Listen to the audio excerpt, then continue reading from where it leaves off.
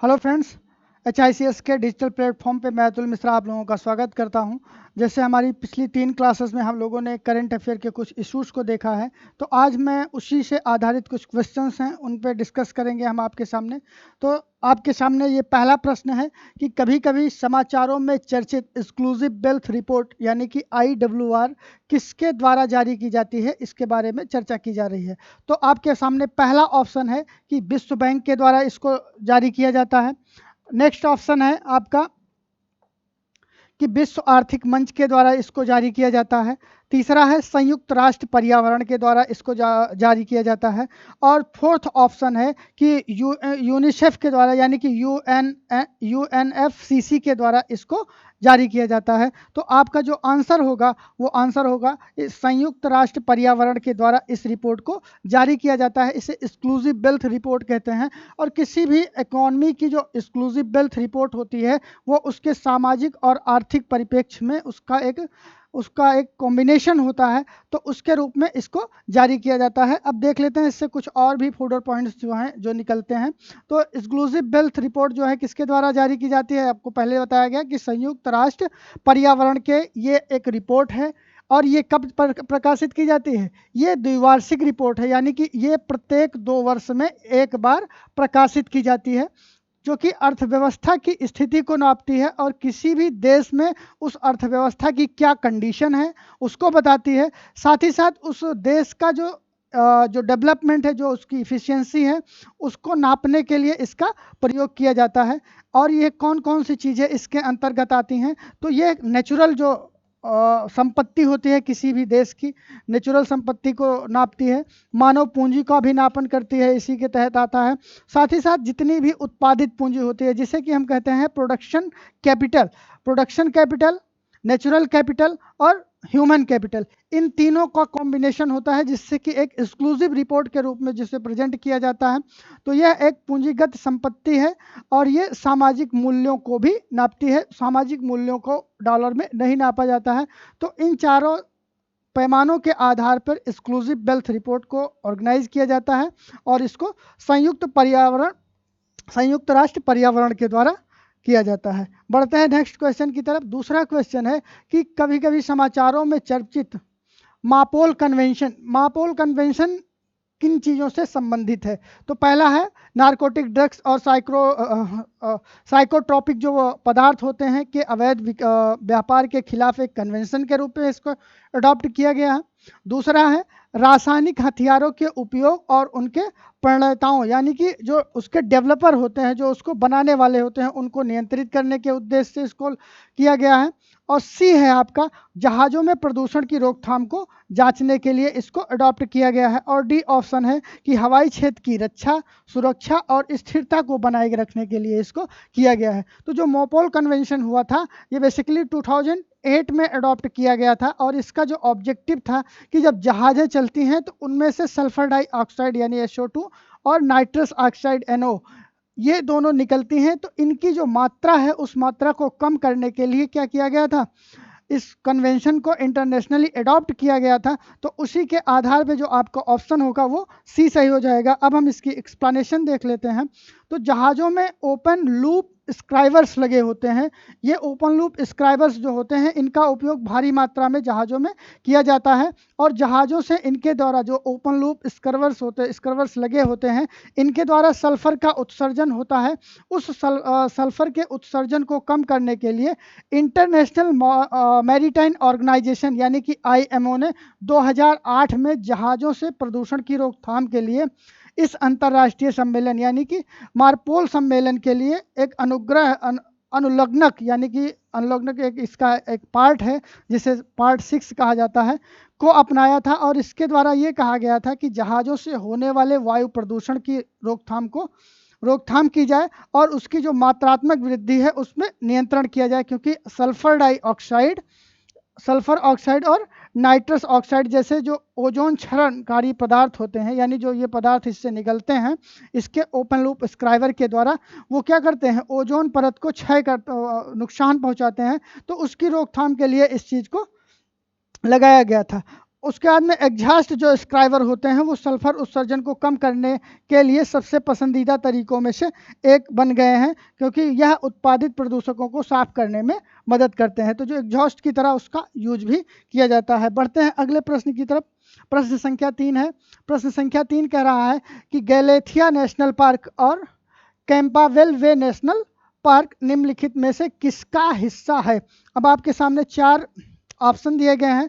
सबसे पहला ऑप्शन है कि नंदा देवी बायोस्फीयर रिजर्व का एक पार्ट है। फिर उसके बाद में डिब्रू साइखोवा का एक पार्ट है। उसके बाद में तीसरा है ग्रेट निकोबार द्वीप बायोस्फीयर रिजर्व का पार्ट है। और डी ऑप्शन है कि पंचगढ़ी बायोस्फीयर रिजर्व का ये पार्ट है। तो जो ऑप्शन आपका सही हो जाएगा वो ग्रेट निकोबार बायोस्फीयर रिजर्व का पार्ट है। ये कैसे है आप देख सकते हैं कि ग्रेट निकोबार बायोस्फीयर रिजर्व, जिसका नाम अभी गैलेथिया के नेशनल पार्क और कैंपावेल नेशनल पार्क के रूप में इसको इकट्ठा करके इसको बनाया गया है। तो ऑप्शन आपका क्या हो जाएगा, सी सही हो जाएगा। बढ़ते हैं अगले प्रश्न की तरफ। प्रश्न संख्या 4 है। प्रश्न संख्या 4 कह रहा है कि वैश्विक प्रतिस्पर्धात्मक सूचकांक यानी कि ग्लोबल कॉम्पिटिटिवनेस इंडेक्स इन सब में किसके द्वारा जारी किया जाता है। तो पहला ऑप्शन है विश्व बैंक यानी कि वर्ल्ड बैंक के द्वारा। नेक्स्ट है आपका विश्व आर्थिक मंच यानी कि international economic forum, international economic forum. उसके बाद में विश्व व्यापार संगठन यानी कि वर्ल्ड ट्रेड ऑर्गेनाइजेशन, और अंतर्राष्ट्रीय मुद्रा कोष जिसे हम IMF के नाम से भी जानते हैं। यहाँ पे भी आपका हो जाएगा वर्ल्ड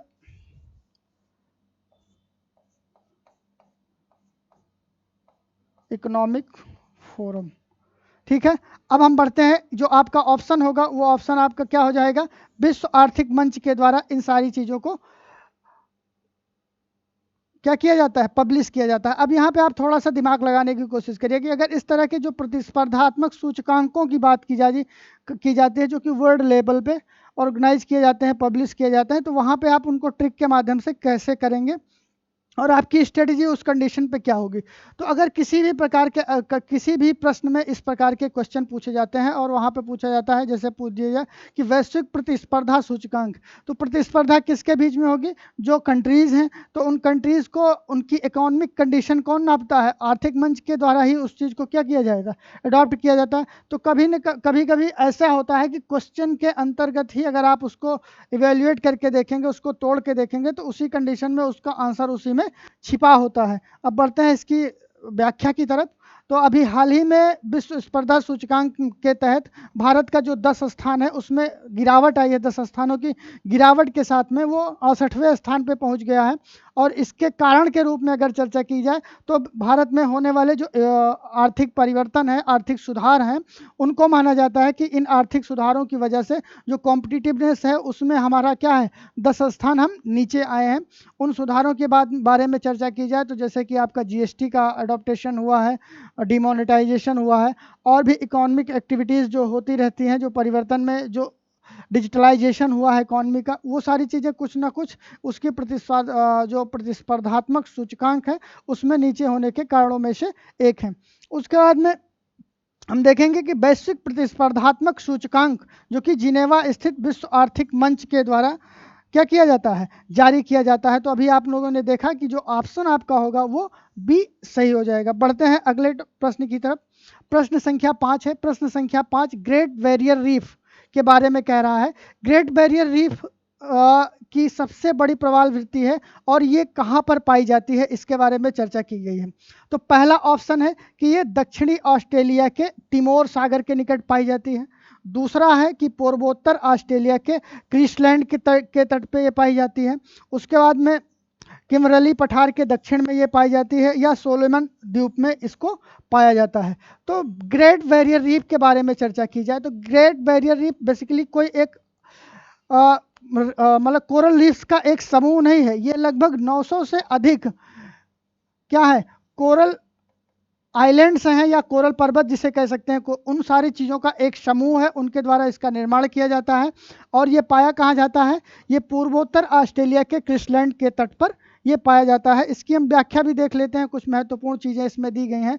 तो ग्रेट बैरियर रीफ जो है ये दुनिया की सबसे बड़ी क्या है? प्रवाल भित्ति है, जिसे कोरल रीफ आइलैंड के रूप में जाना जाता है। और इसकी अगर लंबाई के बारे में चर्चा की जाए तो ये लगभग 2900 किलोमीटर लंबी है और इसमें 900 द्वीपों के द्वारा ये मिलकर बनी हुई है। ये द्वीप समूह होते हैं, जो द्वीप होते हैं वो एक प्रकार के सी माउंट होते हैं। सी माउंट का मतलब ये होता है कि समुद्र के अंदर जो डिपोजिशंस होते हैं वो डिपोजिशंस इकट्ठा होकर वहाँ पे एक उथले समूह का निर्माण कर लेते हैं, जहाँ पे कोरल रीफ का क्या हो जाता है? डेवलपमेंट हो जाता है और वही आगे चलकर क्या बना लेती हैं? कोरल आइलैंड या कोरल रीफ का निर्माण कर लेती हैं। तो इस तरह से आप देखेंगे कि इसकी जो लंबाई है वो 2900 किलोमीटर है और ये 900 द्वीपों के द्वारा मिलकर बनी हुई है। ये ऑस्ट्रेलिया के कहाँ पे है? क्वींसलैंड तट पे है और ये कोरल सागर के रूप में है। तो यहाँ पे बहुत सारे यहाँ पे और भी इंफॉर्मेशन यहाँ पे दी गई है, इन सारी चीज़ों को आप देख के पढ़ सकते हैं। और यह दुनिया की सबसे एकल संरचना है जो कि जीवित जीवों में के द्वारा क्या कर जाती है? निर्मित की जाती है। तो क्वेश्चन यहाँ पे भी बन सकता है कि जीवित जीवों के द्वारा दुनिया की सबसे बड़ी एकल संरचना कौन सी है?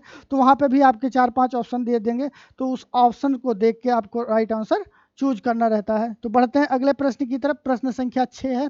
प्रश्न संख्या 6 कह रहा है कि कभी कभी समाचारों में चर्चित टीजर लोन क्या होता है? इसका अर्थ क्या है? इसको आपको बताना है इन चारों ऑप्शंस को देख के। तो पहला ऑप्शन है कि उच्च निवल मूल वाले व्यक्तियों को प्रदान किया जाता है, पहला। दूसरा है रेपो दर को कम ब्याज दर पर समाज के कमजोर वर्गों को प्रदान किया जाता है। तीसरा ऑप्शन है कि ऐसा ऋण जिन पर पहले कुछ वर्षों के लिए ब्याज क्या होता है?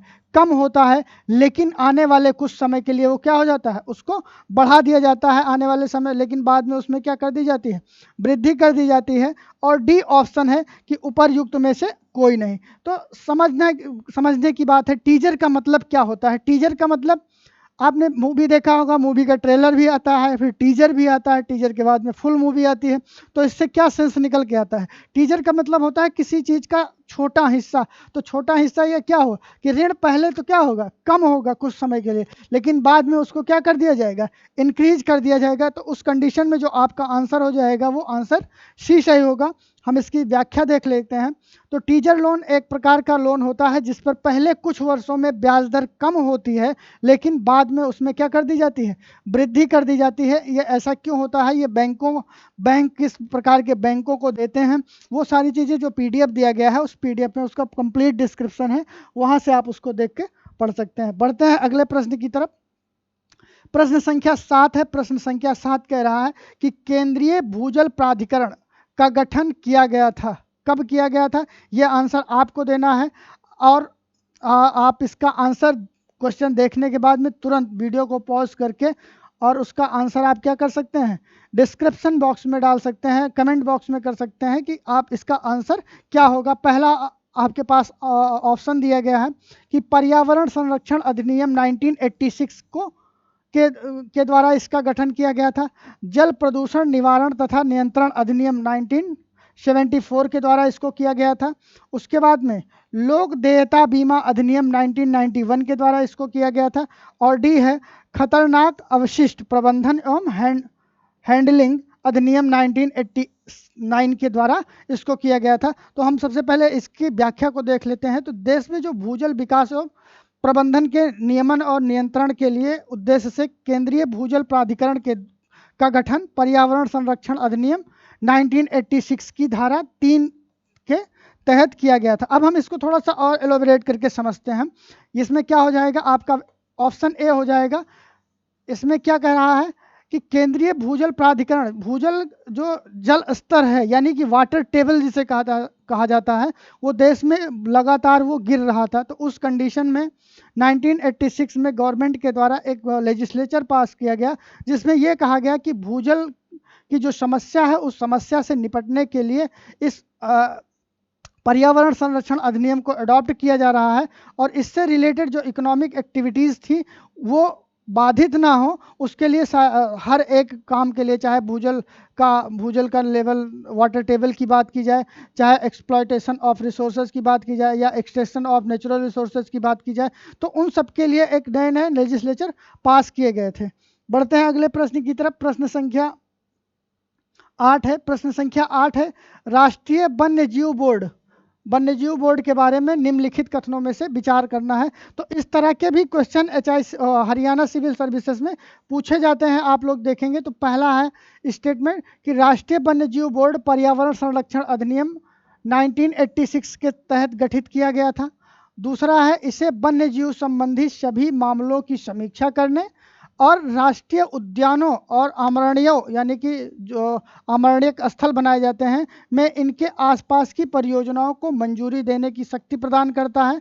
और तीसरा स्टेटमेंट है कि एनबीडब्ल्यूएल की अध्यक्षता केंद्रीय पर्यावरण मंत्रालय के द्वारा की जाती है। तो एनबीडब्ल्यूएल क्या है? National bio reserve. और ये